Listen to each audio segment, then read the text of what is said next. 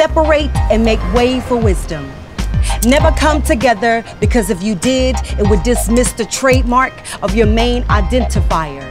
The one the Most High designed, keeping you sanctified not only in your spirit and mind, but in your smile, as this gap opens doors and hearts, forming a bridge to release prophetic speech. But I can't lie, this gap has challenged me and my self-esteem as a young girl, being taunted by little boys who make jokes about my smile while they sing songs by the Gap Band as I walk by, causing me to put my tongue between my teeth when being photographed. Had me putting my hands over my mouth like Celie when I laughed. I was told by my parents how beautiful my smile was, but it wasn't enough because it was them against the world of cruel people who forgot that there is beauty in imperfections. But is it an imperfection?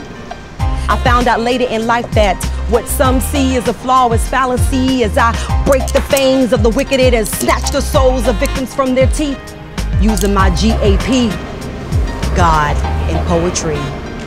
Holding unspoken intellect between my teeth while I look for the next space to invade, because empty space is opportunity.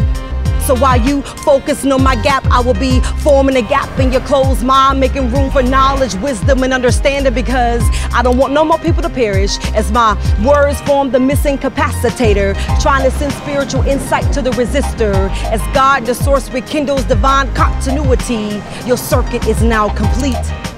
God used the symbolic nature of my smile to warm the hearts of the enemy in the midst of them plotting plans to destroy me.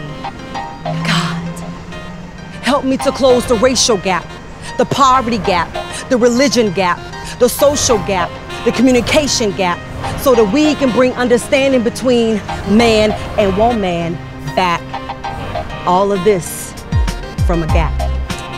So I have a lot of weight on my shoulders as I choose to accept the divine assignment to only have a gap in my teeth and not gaps of unfinished business or responsibilities in my life, using the power and the authority of my gap. You guessed it, God and poetry.